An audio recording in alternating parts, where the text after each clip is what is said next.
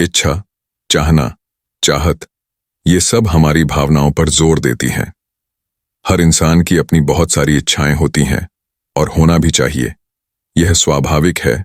इच्छाओं के बिना जीवन की कल्पना ही नहीं की जा सकती है। लेकिन क्या हमारी इच्छाएं ही जीवन है या जीवन में इच्छाओं का होना जरूरी है? हमें हमेशा इस बात का ध्यान होना चाहिए कि जीवन है तो इच्छाएं भी हैं। अगर हम शांति मन से विचार करें तो हम पाएंगे कि काफी हद तक जीवन में सुख दुख का कारण हमारी इच्छाएं ही हैं। हमारी इच्छाएं पूरी होने पर हमें खुशी का एहसास होता है और यदि इच्छा पूरी नहीं हुई तो हमें बुरा महसूस होता है। ऐसा क्यों? इसे हम एक उदाहरण से समझेंगे। एक गांव में एक छोटा सा परिवार था।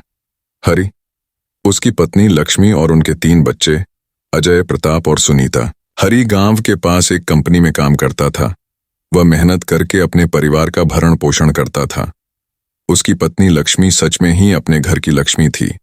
घर के साथ साथ परिवार के छोटे बड़े हर सदस्य का लक्ष्मी बहुत ख्याल रखती थी। उनका बड़ा बेटा अजय जिद्दी स्वभाव का था। हमेशा दोस्तों के साथ खेलने में व्यस्त रहता। वह अपनी इच्छाओं के हिसाब से जीता था और उसका छोटा भाई प्रताप अपने माता पिता के काम, उनके व्यवहार को समझता, अपनी बहन सुनीता का ख्याल रखता, माता पिता के काम में भी हाथ बंटाता। सबसे छोटी सुनीता बहुत ही प्यारी थी। परिवार के सभी लोग उससे बहुत प्यार करते थे क्योंकि वह अपने माता पिता के साथ साथ अपने भाइयों का भी कहा मानती थी और अपने पढ़ने लिखने पर भी ध्यान देती थी। सभी खुश थे। दिन अच्छा बीत रहा था। हरि अपनी पत्नी, अपने बच्चों के साथ बहुत खुशी खुशी जीवन जी रहा था। एक दिन त्योहार के मौके पर हरि अपने बच्चों के साथ उनके लिए कपड़े खरीदने बाजार गया। उसके जेब में कुल 3000 रुपए थे। कपड़ों की एक दुकान में जाकर हरि ने दुकानदार को अपने बच्चों के लिए कपड़े दिखाने को कहा। अजय, प्रताप और सुनीता सभी ने अपने लिए कपड़े पसंद किए। अजय ने अपने लिए जींस और शर्ट पसंद किया जिसकी कीमत 2000 रुपए थी। प्रताप ने अपने लिए पैंट शर्ट पसंद की जिसकी कीमत 1000 रुपए थी और सुनीता ने अपने लिए 1000 का फ्रॉक पसंद किया। इस प्रकार दुकानदार ने हरि को कुल 4000 देने को कहा, जबकि हरि के जेब में 3000 रुपए ही थे। हरि ने अपने बेटे अजय को समझाने की बहुत कोशिश की। हरि चाहता था कि अजय भी अपने छोटे भाई के जैसे ही कपड़े पसंद कर ले ताकि कपड़ों की कुल कीमत 4 के जगह 3000 हो जाए। पर अजय की इच्छा थी कि वह वही जींस और शर्ट ले जो उसने अपने लिए पसंद किया है, फिर चाहे उसकी कीमत जो भी हो। जब हरि अपने बेटे अजय को समझा रहा था तब प्रताप और सुनीता अपने पापा की बातें सुन रहे थे। दोनों ने अपने पसंद किए हुए कपड़े वापस कर अपने लिए दूसरे कपड़े पसंद किए जिसकी कीमत 500 रुपए थी। इस प्रकार अब दुकानदार ने हरि से उसके तीनों बच्चों के कपड़ों की कुल कीमत 3000 रुपए देने को कहा।